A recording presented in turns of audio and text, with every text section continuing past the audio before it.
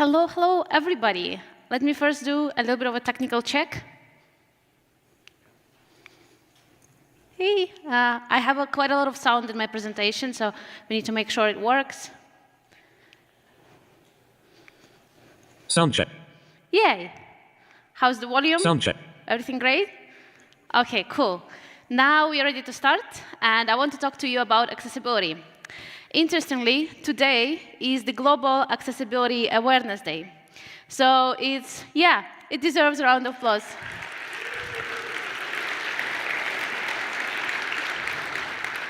So let's celebrate it together by learning more about accessibility in React.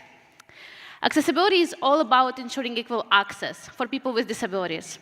And you are likely familiar with accessibility features in the public space, such as curb cuts, ramps, elevators, and sliding doors. They all help to remove barriers for people with disabilities.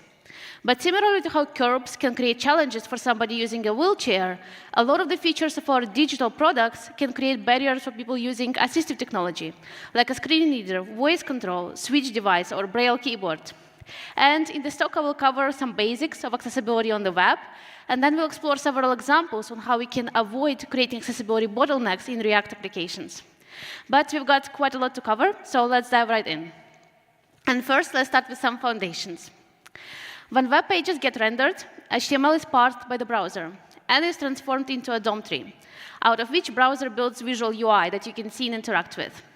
However, it doesn't end there. In parallel to this process, it also builds an accessibility tree, containing all important accessibility information about elements on the page, which then gets exposed to assistive technology, like a screen reader, and is used to navigate the page. But it's a lot easier to understand when looking at the example. For this HTML page, accessibility tree will look something like this. Each element within accessibility tree has its role, which describes what kind of element it is, what is its purpose, and an accessible name, which identifies it on the page. In case of this button, it is inferred from its content. Additionally, it can contain a lot of other attributes to describe it further or communicate its current state.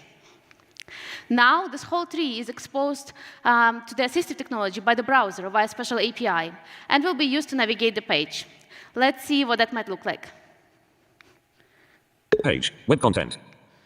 Heading level 1. Hello. Waving hand. Image. Main. Let's learn about accessibility. Start. Button.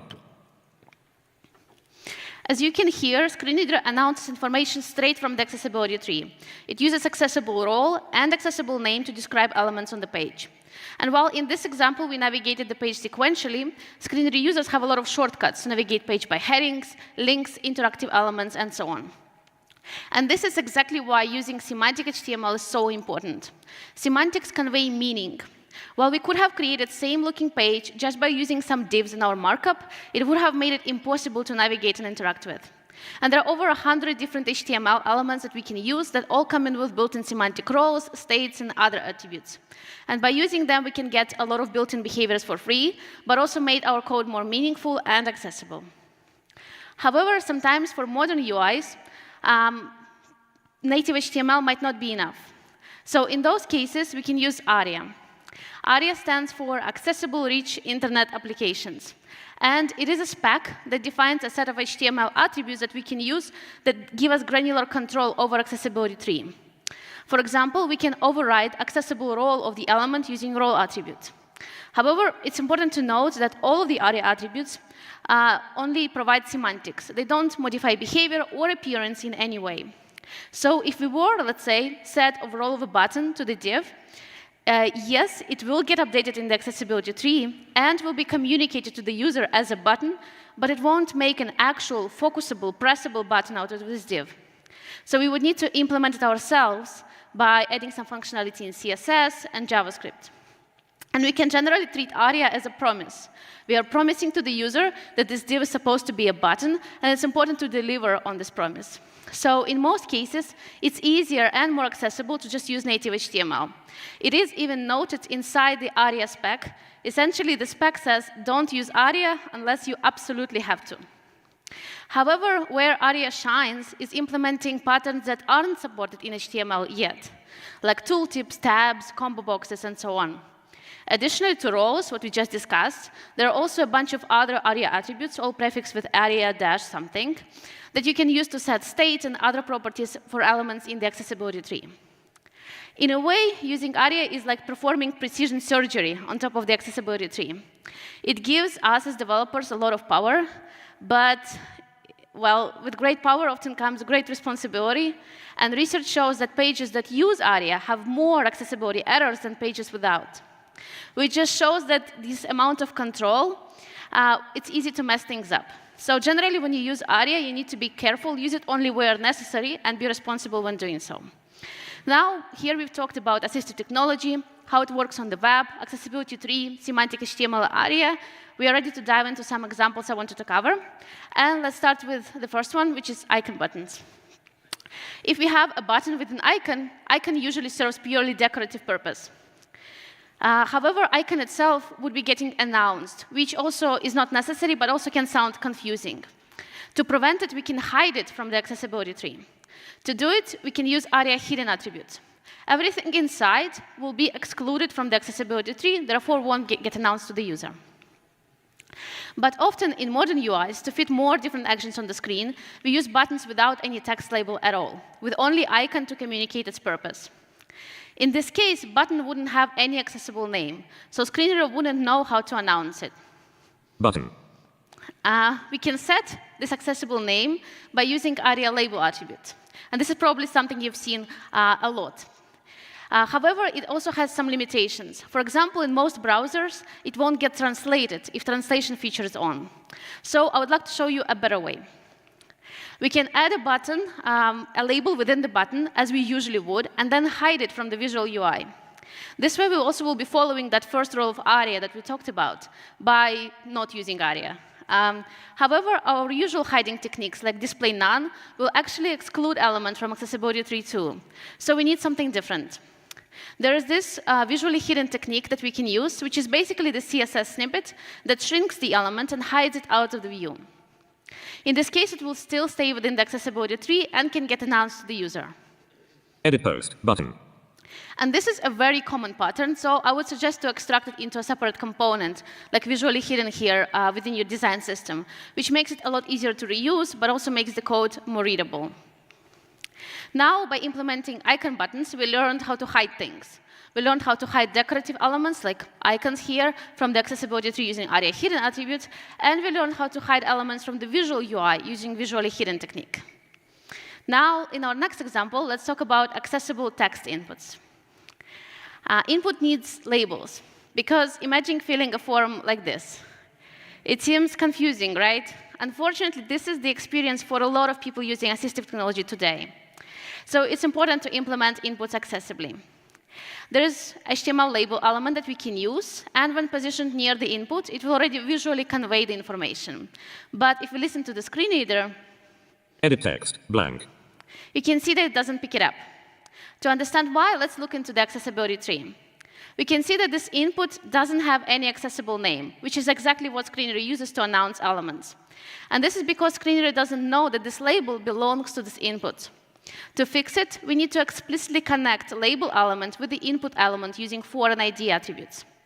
Now, contents of the label will be used as an accessible name and therefore can be announced to the user. Username, edit text. You can also use implicit binding for the labels by wrapping label around the input. But generally, this method is less supported by different versions of the screen readers. So if you're using this, explicit binding with foreign ID attributes is still preferred. However, in modern UIs, there are still some cases where you might not want to display a label near the input and rely on additional context around the input to communicate its purpose. In those cases, I often see placeholder being used. But placeholders also have quite low support in assistive technology. So we need a better way. While we could use ARIA label here again, a better, more semantic way would be to use visually hidden label instead. We can take our component, visually hidden component from before, and make it more flexible by providing ability to set semantic HTML element that is rendered as known as polymorphism. Now, we can render a visually hidden label with this visually hidden component, which will provide it within the accessibility tree, and therefore can announce to the user. We generally want to keep labels clear and concise, but sometimes we need to provide additional information, like different instructions or hints like this. To implement it, we can just place the text underneath the input, but again, because it is not connected to the input, it might be overlooked by the screen readers. When we talked about accessibility tree, I mentioned that all elements within accessibility tree can have accessible role and name. What I didn't mention is that they can also have an accessible description, which would be empty by default. We can set it using ARIA. We can set an ID for a span containing the description, and then connect it to the input using ARIA described by attribute.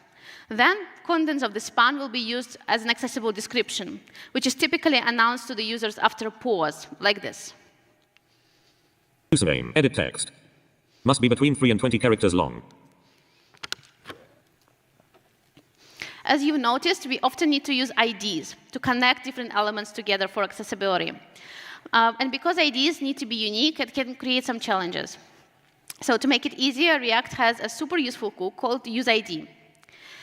You can use it to generate unique IDs and then connect different elements together for accessibility purposes so that you don't need to come up with unique names. Now, as we've learned about hints and labels, let's touch on validation. Because the way that we surface errors and validate user input can have tremendous impact on user experience. Let's see how we can implement it. To indicate mistakes, we use red border and display an icon. But similar to how we have this visual cue, we need to provide semantic cue as well. We can use another ARIA attribute here called ARIA invalid, and when set to true, this information will be surfaced in the accessibility tree and communicated to the user. One handy tip is here is that we can actually use all of these ARIA attributes for styling purposes as well. I really like this approach because it is easier, you don't need additional CSS class, but also it is more reliable because it makes sure that your visual cues and your semantic cues are always in sync. Now, as we mark input is invalid, we also need to communicate an error message as well. We can do it the same way that we did with the hints before by using accessible description. ARIA described by can actually accept multiple IDs, and then we'll concatenate those messages together when announcing to the user. Username, invalid data, edit text. This username is taken. So now when looking at the inputs, we learned about labeling, using ARIA, UseID hook, and also using ARIA to expose validation errors. Let's now cover our last example, which is notifications, and how to implement them accessibly. Notifications in visual UI kind of come naturally. We can't just display a message on the screen, and the more important the message is, the more visually prominent it becomes. Because something changes on the screen, you immediately notice it. However, screen reader works sequentially, so it cannot be focused in several places at once. So we need a different way of notifying users of assistive technology. This brings me to ARIA Live regions, which is another really important and powerful feature of ARIA that allows us to define certain places within the page as live. And then they will be watched. And if something changes within that place, then screen reader will get notified and can announce this change to the user without losing its current position. We can set it with ARIA Live attribute, which can be set to polite, meaning that it will wait for current speech before announcing the change, or it can be assertive, meaning that it will interrupt the speech for the announcement. To use it for our notification, we can set it ARIA Live attribute on the message, which will convert our notification into a live region. Alternatively, we can also use role status. This is a role specifically designed for messages like this one, and under the hood, it will set ARIA Live to polite, along with ARIA atomic property, which will make sure that the whole message always gets announced implicitly. And now the user can get notified like this. Delete button. Item was deleted. We can use the same approach for communicating errors as well, like here. To use it, we can again set ARIA Live polite to assertive on our error message, or we can use role alert, which was specifically designed for important alerts like this one, which will set ARIA to assertive under the hood. Now our error will be communicated like this. Sign in button. Sign in failed. Username or password are incorrect. So when talking about notifications, we learned about live regions and live roles like status and alert that help us notify users about important updates. However, when using these features, it's important to be cautious, because if overused, they can also create a really distracting and frustrating experience for the users. And this is the last example that I wanted to cover. And as the last thing, I want to note that accessibility is not black and white. And by learning more and making small improvements, we can generally move towards a more accessible, inclusive web for everybody. And there's only so much that I can cover in a lightning talk. So you can follow this QR code to get more details about testing accessibility, some tools to dive deeper into these topics. And I hope you got inspired to make accessibility a bigger part of your workflow. And happy Global Accessibility Awareness Day. Thank you.